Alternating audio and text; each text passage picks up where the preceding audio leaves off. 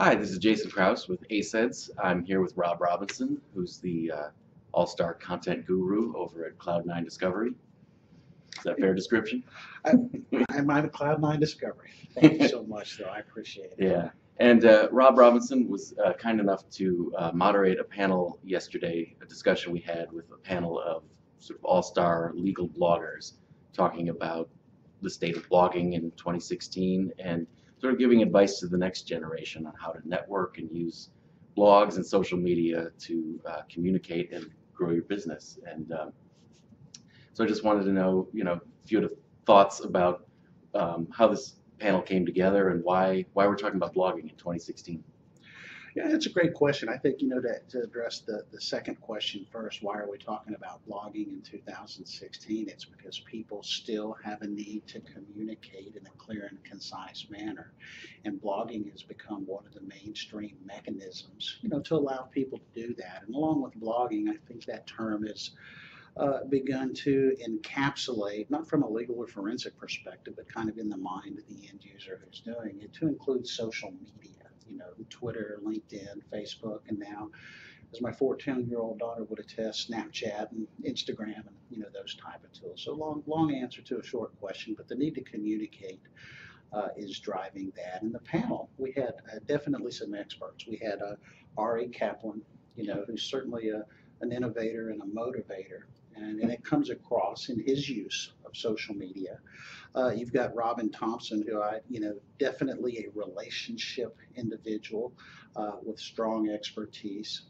Doug Austin, who with Cloud9 is just the epitome of consistency. I think he's done approximately 1,400 blog posts, so definitely solid in that and using it as a tool. And then myself, more of an observer and an aggregator. And I benefit from the expertise of people like Doug and Ari and Robin in what I do. But that panel right there, we talked a little bit about the use of social media and blogging to enhance and help law students in their career. And I think if I could distill for one point, Jason, kind of what came out of it is you really need to have an understanding of what you want to achieve, because if you don't, there are so many things that will influence the way you act, the way you communicate, that may be in contravention or not a direct route to what you want to achieve.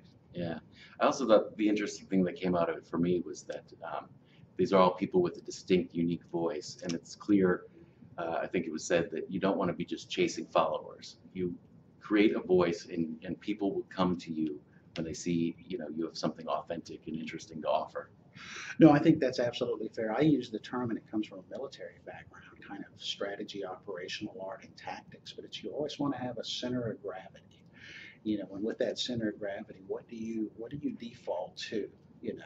And like I said, for Ari, it's driving, his business. For people like Robin, it's driving relationships. Doug certainly wants to educate.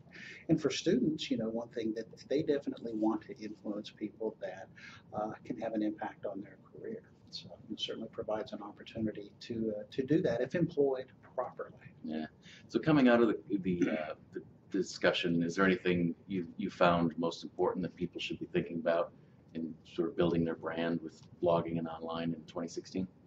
I don't know if there was any one thing. A lot of it was reinforcement. We tend to get in, sure as you're writing, you get into the day-to-day execution of your writing, and every once in a while it's good go back and read a treatise on, proper approach to telling a story, or, proper presentation of facts and things. And, from my perspective, it was very beneficial in that. But I do think, coming back to that concept of the center of gravity, everybody they participated, to include, Tom O'Connor dropped in and such. I think the one distillable truth is you really need to understand, what you're trying to achieve. Because to your point, if you begin to try to chase the metrics, and there's nothing wrong with tracking the metrics, and it's important from a business perspective, because that informs kind of your approaches. But if that becomes your end goal, then that may not necessarily be what's best for your career, but it may be best for driving metrics. Exactly. From a law student's perspective, the career. Right. Excellent. Well, thanks again for hosting our panel, and I thought it was a lot of fun, and hopefully we get to do again next year. I appreciate it, Jason, and thank you for coming by and contributing too. I know everybody enjoyed that. Thanks, Rob.